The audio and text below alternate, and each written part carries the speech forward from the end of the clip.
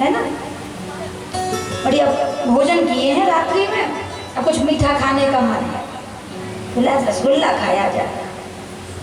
रसगुल्ले का नाम सुन के देखो आगे बैठी मैया तो मुँह पानी आ गया। बाद में भंडारा तैयार है, रसगुल्ला खाने का मन हुआ।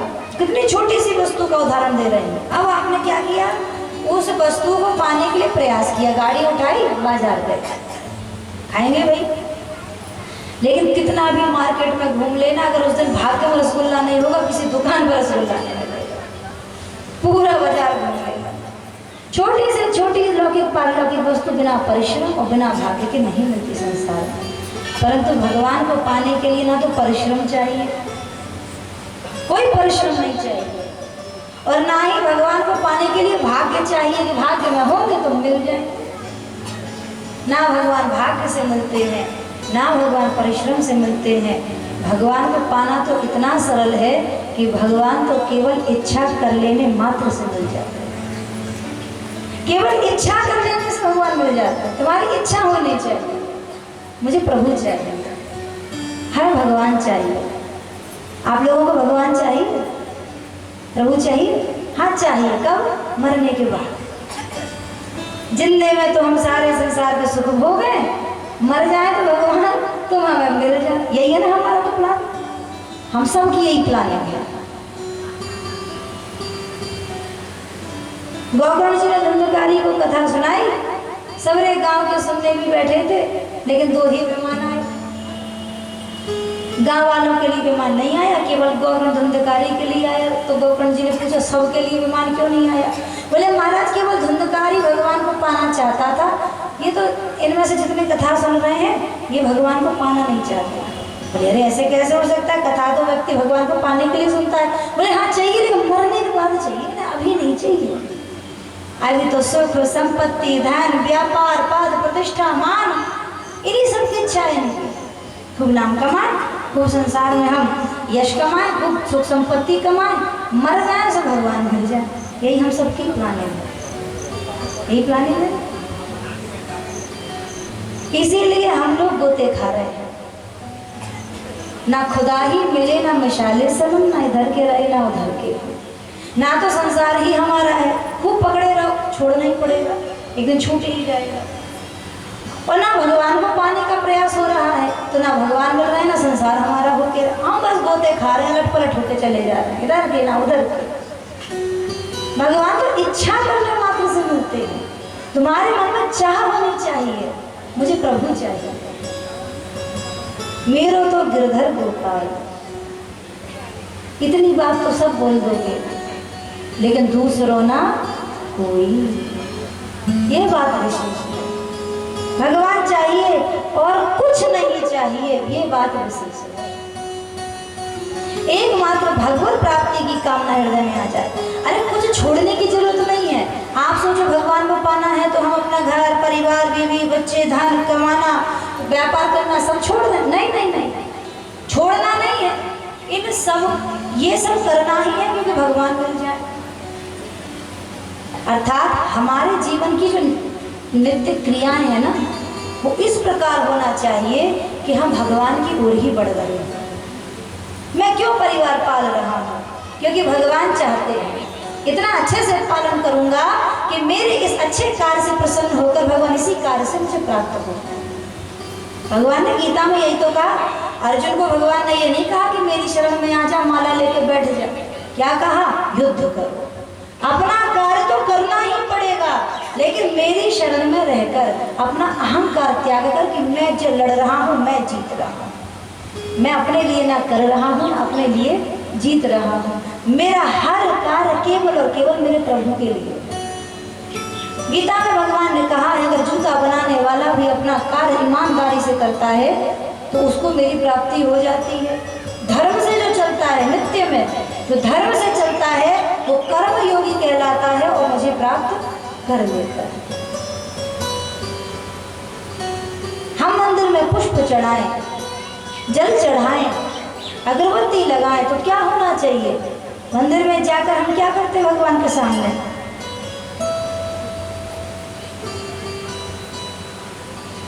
2 रुपए की अगरबत्ती जलाएंगे, 5 रुपए के फूल, 10 रुपए का प्रसाद। तो भगवान से क्या कहेंगे कि जो ध्यावे फल पावे, दुख बिन से मन का। प्रभु मैंने सुना है आपको जो ध्यान करता है उसे सब कुछ मिलता है। तो भगवान कहेंगे तुझे क्या दे दूं? कि देखो 2 रुपए की अगरबत्ती 5 रुपया के फूल के बदले में। सुख संपत्ति घर आवे, धन दौलत घर आवे, कष्ट मिटे तन का, ओम जय जगदीश हरे। अरे जिस पुष्प के बदले हमें प्रभु को मांगना चाहिए। मैं क्यों ये पूजा करने बैठा हूँ? शायद इससे मुझे मेरे भगवान मिल जाए। मैं क्यों ये होम कर रहा हूँ? शायद इसी से मुझे भगवान मिल जाए। मैं क्यों कथा सुन रहा हूँ? शायद इसी से मुझे भगवान मिल जाए। हमारे जीवन में नित्य क्रिया में भगवान का आगमन हो जाना चाहिए। दुनिया का सबसे बड़ा धर्म ही यही है कि भगवान संतुष्ट हमसे हो जाए। हमारे जीवन के ऐसे कार्य हो कि ठाकुर जी हमसे प्रसन्न रहे, ईमानदारी से, प्रेम से, छल कपट रहित। मेरे देखो भक्ति बोझ नहीं होती जो ढोनी पड़े। कि भक्त तभी कहलाओगे जब मोटा मोटा ठाकुर के ऊपर चलने लगेगा, मोटी मोटी कंठमाला पहनोगे, दिन रात मंदिर में घंटियां बजाओगे। भक्ति कोई बोझ नहीं है भैया, भक्ति तो जीवन होता है। भक्ति तो हमारा जीवन है। हमारे श्वास श्वास हमारे प्रभु की ओर चली जा रही है। हमारा हर कार्य हमें भगवान की दिशा में ले जा रहा हो। हम ईमानदारी से रहें, ईमानदार पिता बनिए, ईमानदार माँ बनिए, ईमानदार भाई बनिए, ईमानदार पुत्र बनिए, ईमानदार मित्र बनिए, ईमानदार पति बनिए, ईमानदार पत्नी बनिए। यही तो धर्म है। और धर्म होता क्या है? अपना धर्म का निर्वाह करना। मेरे जीवन में ऐसा कार्य ना बने कि भगवान मुझसे रूठ जाए। हमारा प्रत्येक कार्य, प्रत्येक क्रिया में भगवत प्राप्ति का भाव आ जाए। बस यही है, दूसरों ना कोई, कुछ नहीं चाहिए। मैं प्रभु बस आपको पाना चाहता हूँ, मेरे तो गिरधर गोपाल। भगवान के सामने खड़े होकर कुछ बोलो तो थोड़ा मुंह से नहीं, दिमाग से भी बोलो, मन से भी बोलो। मुंह से तो चलता रहता है, कई बार देखा है, हाथ में माला डोलती रहती है और मन में जाने क्या क्या प्रपंच की बातें चलती रहती है। और हाँ, हम तो माला करते हैं, हम तो पाठ करते हैं, हम तो पूजा करते हैं। केवल क्रिया कर लेने से भक्ति हो जाएगी? मन से होना चाहिए। जो वाणी हमारी निकल रही है, जो कार्य हमारा हो रहा है, उसमें हमारा मन कहाँ है? मन कहाँ है?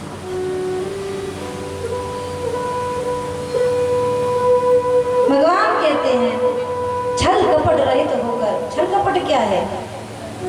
कि हर चीज के पीछे कामना ही भरी पड़ी है, अपना स्वार्थ ही भरा पड़ा है। संसार में बिना स्वार्थ के किसी से व्यवहार ही नहीं है, ना भगवान से भी बिना स्वार्थ के कोई व्यवहार नहीं हमारा, है ना? बिना स्वार्थ के तो हम भगवान से भी मित्रता नहीं करते। सुख संपत्ति घर आवे, कष्ट मिटे तन का। भगवान बोले क्यों दे दूं तुझे ये सब? क्या करेगा? अरे प्रभु मेरा थोड़ी है, मुझे देवी दोगे तो फिर तन मन धन और माल खजाना सब कुछ है तेरा, और तेरा तुझको अर्पण क्या लागे मेरा। मंदिर में खड़े होकर खूब चिल्ला के गाओगे, ताली बजा के, और बाहर तो सारी लड़ाई इसी की मची है, ये मेरा, वो मेरा, वो मेरा। यही तो लड़ाई है, यही तो दुखड़ा है। ये नहीं मिल रहा है, वो नहीं मिल रहा है, ऐसा नहीं हो रहा है, वैसा नहीं हो रहा है। जिस दिन वास्तविकता में भगवान को समर्पित हो जाओगे, हृदय से वाणी बोलेगी, जब हृदय का भाव बोलेगा, जब तब इस बात का सुख अनुभव होगा कि जब भगवान को अर्पण किया जाता है तो कितना सुख होता है। एक बार एक संत एक मैया के घर गए, मैया पूरा घर माँ संत को दिखाने लगी, देखो महाराज ये भगवान का घर है। अच्छा, बड़े वाले बेटे के कमरे में ले गई, बोली ये जो कक्ष है ना, ये इस शरीर के बड़े वाले पुत्र का है, लेकिन है भगवान का। दूसरे कमरे में ले गई, ये जो कमरा है ना, ये इस शरीर के छोटे वाले पुत्र का है, लेकिन है भगवान का। पूरा घर घुमा रही है, और जब भगवान के मंदिर में ले गई तो कहती है प्रभु ये जो कमरा है ना, ये भगवान का है, लेकिन ये जो भगवान है ना, ये मेरे। सब कुछ भगवान का जो मेरा है, लेकिन भगवान मेरे। उस भाव का सुख मिलेगा जब सच्चा भाव उत्पन्न होगा। मुंह से तो कुछ भी गाते रहो, दिन रात कुछ भी बोलते रहो, वास्तविकता में समर्पण प्रभु को अर्पित हो। शबरी भैया ने आगे का मार्ग भी भगवान को बताया है कि आप आगे मार्ग में जाइए, आपको किष्किंधा पर्वत पर सुग्रीव मिलेंगे, वे आपकी सहायता अवश्य करेंगे। भगवान ने आगे की यात्रा करी है, यहाँ से किष्किंधा कांड प्रारंभ होता है। कल अरण्य कांड की कथा सुनी, आज किष्किंधा कांड में कथा प्रवेश करती है। बोले श्री राजा रामचंद्र भगवान। आगे चले बहुरी रघुराया, आगे चले बहुरी रघुराया, ऋषिमुख पर्वत गिराया, ऋषिमुख पर्वत गिराया, कह रहे सचिव सहित सुग्रीवा, कह रहे सचिव सहित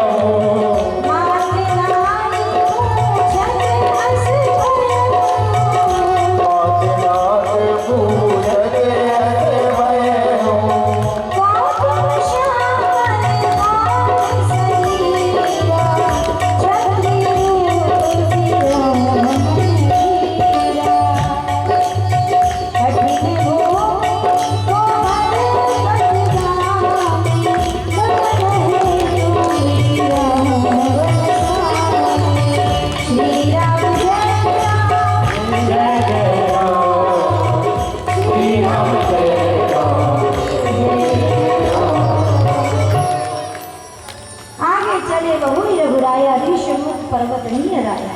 देखो तुलसीदास जी ने जब रामचरितमानस लिखी है ना तो सारी भाषाओं में लिखी है।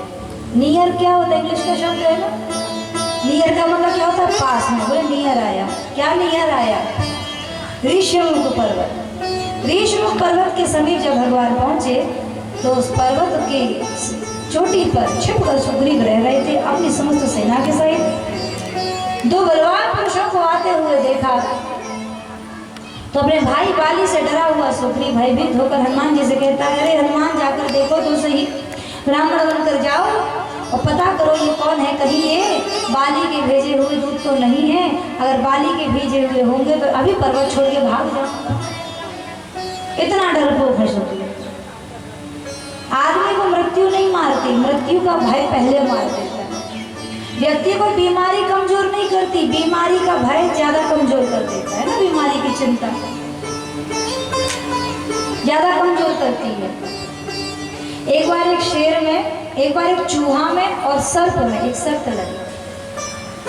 चूहा और सर्प में यह शर्त लगी, चूहा बोला मैं ज्यादा जहरीला और सर्प कहे मैं ज्यादा जहरीला। बोले कैसे निश्चित होगा ज्यादा जहरीला कौन है। बोले एक काम करते हैं, दोनों रास्ते में बैठ जाएंगे और वहां से जो राहगीर निकलेगा जिसके काटने से राहगीर मर जाए वो ज्यादा जहरीला। बोले हाँ ये ठीक है। दोनों जाकर मार्ग पर बैठ गए। चूहा चतुर था, कहने लगा भैया लेकिन एक शर्त और है। क्या? बोले जब मैं काटूं तो तुम सामने से निकलना, जब तुम काटोगे तो मैं सामने से निकलूंगा। बोले हाँ ठीक है, उसमें कौन बड़ी बात है। एक राहगीर सामने से निकला तो सर्प से कहा तुम काटो पहले जाके। सर्प ने काटा, सामने से चूहा भागा। वो बोला अरे चूहा था। दूसरा राहगीर आया और जाकर चूहे ने काटा, सामने से सर्प निकला। बेचारा डर के मर गया, मुझे सांप ने खा लिया। देख के मूर्छित हो गया। तो कौन जहरीला, चूहा या सर्प? ना चूहा ना सर्प, मृत्यु का भय। भय ही सबसे ज्यादा जीवन में डराता है और दुनिया में सबसे बड़ा भय मृत्यु का ही तो है। आपको किस चीज के भय लगता है बताओ? किसी को ऊंचाई से लगता है, कई लोग झूला नहीं झूलते हैं ना, हमें तो ऊंचाई से डर लगता है। आशंका बनी रहती है झूला टूट जाएगा, भय बन जाता है। किसी को ऊंचाई से, किसी को पानी से, किसी को अग्नि से, किसी को सर्प से, किसी को बिच्छू से, माताओं को छिपकलियों से बड़ा डर लगता है। पूरा परिवार भूखा बैठा रहा है, छिपकली जब तक के चल रहे हैं रोटी बनाने नहीं जाएंगे। किसी को अंधेरे से, किसी को भूत से डर लगता है।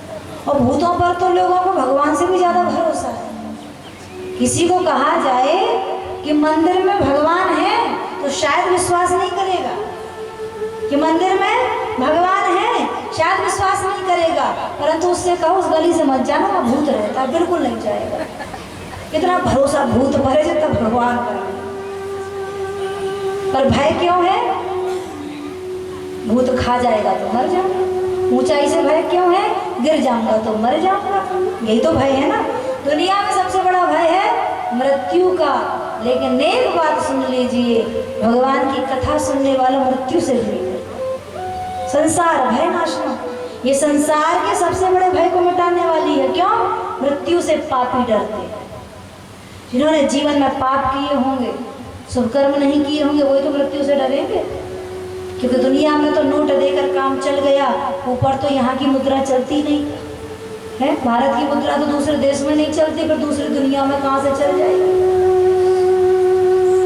जब मृत्यु आती है तो व्यक्ति की सारी इंद्रियां काम करना बंद कर देती है, परंतु उसकी बुद्धि चालू रहती है। जीवन में जितने सुख भोगे, दुख भोगे, सब उसको रिपीट होता है, क्या क्या मैं करता हुआ है।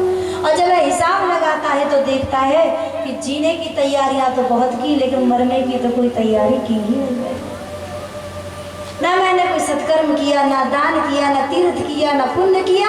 अब जाऊंगा तो जाने की कोई तैयारी है ही नहीं, तो घबराता है, कुछ सोचता है प्रभु थोड़ा समय और दे दो। तो मृत्यु से कौन डरते हैं? जिन्होंने शुभ कर्म नहीं किए होंगे, जिन्होंने पुण्य नहीं किए होंगे, जिन्होंने भगवान की कथा नहीं सुनी होगी। याद रखिएगा, मृत्यु पापियों की होती है, भक्तों की नहीं होती। मृत्यु तो पापियों की होती है, भक्तों का तो भगवान से मिलन होता संसार छूटने के बाद। मृत्यु थोड़ी होती है। जिसने भजन किया होगा, भगवान की कथा सुनी होगी, सत्कर्म किए होंगे, दान किए होंगे, मृत्यु ही आके सामने खड़ी हो जाएगी तो उल्लास से उठकर खड़ा हो जाएगा। आज मेरे समस्त कार्यों का फल मिलने वाला है, आज मेरी ठाकुर जी से मिलन होने वाला है। मृत्यु को देखकर भी वो मुस्कुराए। मृत्यु पापी की होती है, भगवान का भक्त तो मृत्यु के सामने भी मुस्कुराता है। क्यों? जाना तो सबको ही है, लेकिन जाना उसी का सार्थक है जिसको दोबारा यहाँ से जाना ना पड़े। जन्मना उसी का सार्थक जिसको दोबारा जन्म ना लेना पड़े, और मरना भी उसी का सार्थक जिसको दोबारा यहाँ आके मरना नहीं पड़े। ऐसी करनी कर चलो, हम हंसे जग रोए।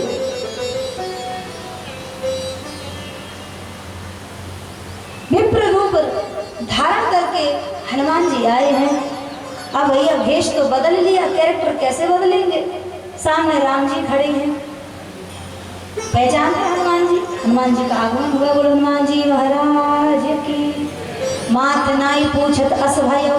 देखो, भगवान है क्षत्रिय वेश में और हनुमान जी आए ब्राह्मण वेश में। तो ब्राह्मण क्षत्रिय को कहाँ प्रणाम करता है, लेकिन आके पहले प्रणाम किया। कैरेक्टर तो नहीं बदल पाए ना, खाली वेश ही बदल पाए। आते ही श्रद्धा जग गई, प्रणाम कर दिया। अब को तुम श्यामल गौर सतीरा, पूछने लगे आप कौन है? ऐसी कठोर भूमि में आप क्यों विचरण कर रहे हैं? कि तुम तीन देव में है, तो क्या तीनों देवताओं में से आप कोई हैं? कि नर नारायण की तुम हो, कि आप नर नारायण के ही अवतार हैं? अब भगवान ने कहा, हनुमान हमसे हमारा परिचय पूछ रहे हैं, क्या हमको हनुमान जानते नहीं है? अरे दुनिया में तो माया हम दिखाते हैं, हनुमान हमको माया दिखाने आए हैं। तो भगवान कहते हैं ठीक है, कोई बात नहीं। जिसमें बच्चा राजी होता है ना, बेटा कहेगा पापा चोर बन जा, हम पुलिस बन जाएंगे, तो फिर आप बन जाता है, हाँ ठीक है बेटा, तू प्रसन्न रहे। तो जानते हुए भी हनुमान पूछने लगे आप कौन हैं? तो अपना साधारण परिचय भगवान ने दिया। कौशलेश दशरथ के जाए, हम पितु वचन मान बन आए। हमारा दशरथ के पुत्र हैं, पिता की आज्ञा से वन में आए हैं। नाम राम लक्ष्मण दो भाई, संग नार सुकुमार सुहाई। हम दोनों के नाम राम और लक्ष्मण है। साथ में हमारी पत्नी थी जिसका हरण राक्षस कर ले गए। आपन चरित्र कहा हम गाई।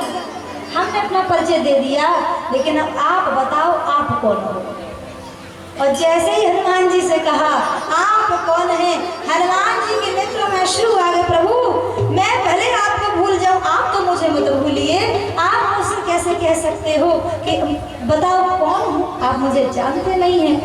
प्रभु पहचाने पर हो गई चरना, प्रभु पहचाने पर हो गई चरना, सो सुख उमा जाए नहीं मरना, सो सुख उमा जाए नहीं मरना, पुलकित तन मुख आवे न बचना, पुलकित तन मुख आवे न बचना, देखत रुचिर वेश की रचना, देखत रुचिर वेश की रचना, तब माया बस बिना भुलाना, तब माया बस बिना भुलाना, ताते में नहीं प्रभु पहचाना, ताते में नहीं प्रभु पहचाना, यद्यपि नाथ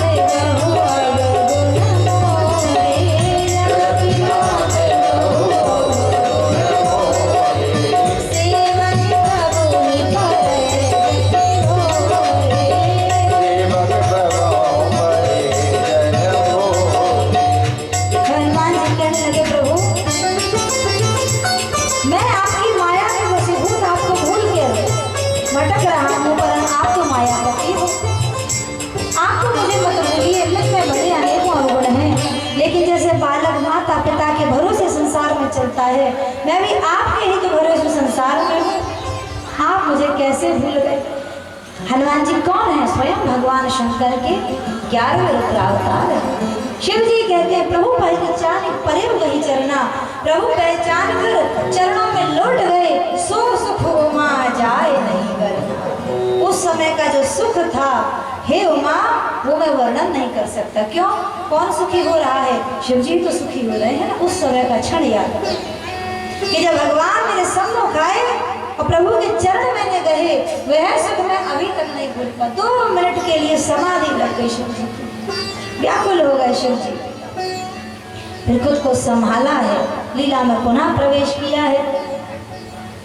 भगवान ने कंठ से लगाया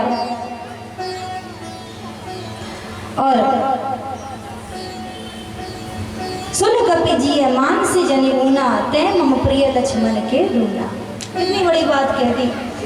हे हनुमान जी दुख मत मनाइए, आपके प्रति मेरा प्रेम तो लक्ष्मण जी से भी दुगना है।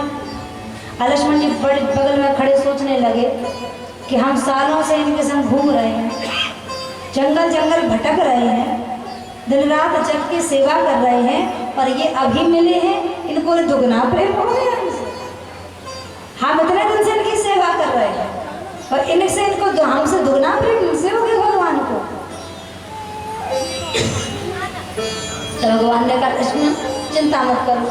क्या होता है ना, माँ बाप के लिए सारे बच्चे प्रिय होते हैं, है ना, लेकिन माँ बाप को ज़्यादा मनाना पड़ता है छोटे बच्चे को, जो अभी अभी छोटा है ना, अभी अभी आया है, उसको ज़्यादा दिखाना पड़ता है। तो भैया तुम तो हमारे बड़े बेटा हो, जो अभी अभी आए हैं, इसीलिए इनको कहना पड़ रहा तुमसे दुगना प्रेम, मनाना पड़ता है। कई लोग कहते हैं कि सबसे बड़े बच्चे को सबसे कौन करता है? पिता, और सबसे छोटे बच्चे को करती है माँ, और बीच वाले को तो भूल ही जाते हैं कि है भी दुनिया में। सच बात है, ये तो माता पिता जाने, ऐसे ही होता है।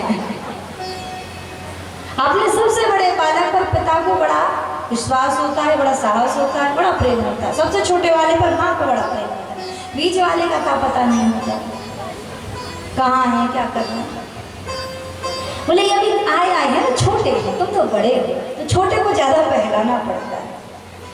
और हनुमान जी ने कहा नाथ शैल पर कपिपति रही, सो सुग्रीव दास तब आई। हनुमान जी कहते हैं महाराज इस पर्वत पर सुग्रीव का निवास है, वो भी आपके चरणों के दास हैं, वो भी आपके चरणों के प्रेमी हैं, वो संत हैं। हनुमान कौन है? संत हैं। और संतों का कार्य होता है कि मनुष्य को भगवान का बना दे। लेकिन रामायण में हनुमान जी केवल संत नहीं है, ये संता कहे गए हैं। अब मोहि भाव भरोस हनुमंता, बिन हरि कृपा मिले नहीं संता। कहा ना विभीषण जी ने, क्योंकि हनुमान केवल संत नहीं है, संता है। और संत में और संता में क्या अंतर होता है? संत वह होता है जो भक्त को आकर भगवान से मिलने का मार्ग बताए।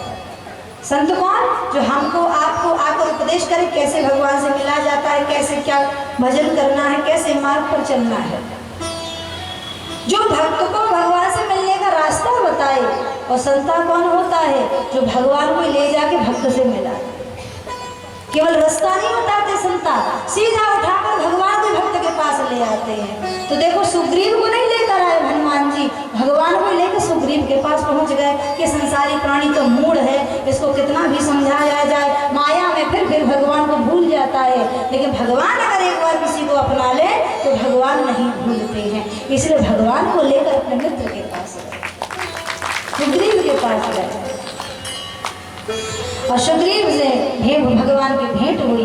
सारी कथा सुग्रीव ने बताई है कि अपने बड़े भाई बाली के भय से मैं यहाँ पर्वत पर छिपकर अपनी सेना सहित रह रहा हूँ।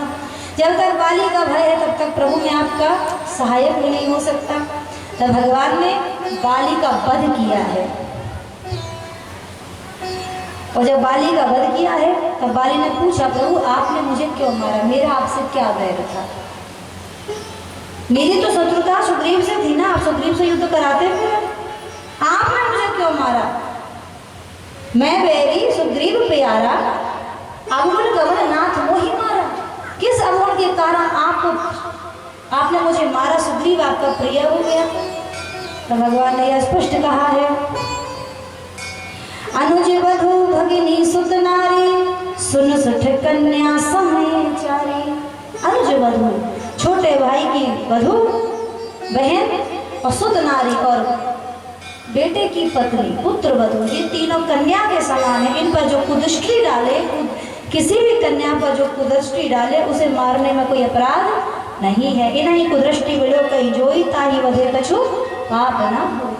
नारी का अपमान करने वाले के लिए मृत्यु दंड ही निश्चित है, भगवान ने स्पष्ट कहा है। तब वाली को अपने अपराध का बोध हुआ, वाली क्षमा मांगने लगा। भगवान ने कहा, वाली आप कहो तो हम आपको स्वस्थ करवें। वाली ने कहा, प्रभु जन्म जन्म मुनि जतन कराही, अंत राम कही आवत नाही। जासु नाम बल शंकर काशी, देत समय संगति अविनाशी। मम लोचन गोचर सोई आवा, बहुरी के प्रभु वस बनहि बनावा। महाराज जन्म जन्म मुनि यतन करते रहते हैं, अंत काल में भगवान का नाम भी मुख से नहीं निकलता।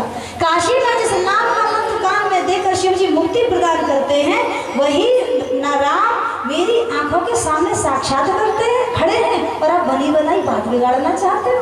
इससे बड़ी अवसर और क्या होगा मरने का? और आप कहते हो कि जीवन दान दे। अब जीवन नहीं चाहिए, अपने चरणों की भक्ति चाहिए, आपके चरणों की भक्ति चाहिए। प्रभु अपने चरणों में गति दीजिए। और भगवान के चरणों में प्रणाम करते हुए बाली ने अपने प्राणों को त्यागा और भगवान का धाम प्राप्त किया है। बोले श्री राजा रामचंद्र भगवान। यहाँ सुग्रीव को राज्य से प्रदान किया है और सुग्रीव राज्य पाकर मद में डूब गए। देखो भगवान कितने सरल हैं। भगवान ने तुरंत नहीं कहा सुग्रीव से कि अब हमने तुम्हारी सहायता करी, तुम राजा बन गए, अब तुम हमारी सहायता करो। भगवान अपने स्वार्थ का नहीं सोचते, अपने मित्र के सुख का भी सोचते। कि अभी राजा बना है, बहुत दिन से जंगल में भटक रहा था, बहुत दिनों बाद घर मिला है, थोड़ा सुख ले लेंगे। तुरंत भगवान ने कुछ नहीं कहा, सुग्रीव को राजा बनाया, राज्य का सुख भोगने दिया। लेकिन संसारी प्राणी इतना मूर्ख होता है, भगवान सुख देते हैं हमें सुखी होने के लिए, और उसी सुख के कारण जिस देने वाले को ही भूल जाते हैं। सुग्रीव भूल गए कि मेरा कोई वचन था भगवान को। भगवान इतने धैर्यवान हैं कि बरसात के 4 महीने तक भगवान ने प्रतीक्षा कर ली। जब आप बरसात के 4 महीने बीत गए तब भगवान को रोष हुआ। लक्ष्मण से एक दिन मन की बात कही, है लक्ष्मण, संसार में व्यक्ति इसी प्रकार दगाबाज होता है। सुग्रीव ने मुझे वचन दिया, लेकिन सुग्रीव अपना वचन भूल गए हैं। जिस वाण से मैंने ताड़ का वध किया था, उसी बाण से कल सुग्रीव को मार दूंगा। लक्ष्मण जी को बड़ी अच्छी बात लगी। जब भी मारने की बात आती लक्ष्मण जी बड़े खुश हो जाते हैं कि तब सही धनुष बाण लेकर डोल रहे, इनका कोई काम तो होना चाहिए। लेकिन भगवान कितने सरल हैं, भगवान कहते हैं कि कल मारूंगा, अभी नहीं। ठाकुर जी कहते हैं भैया किसी से मित्रता करनी हो, कोई अच्छा कार्य करना हो तो तुरंत कीजिए।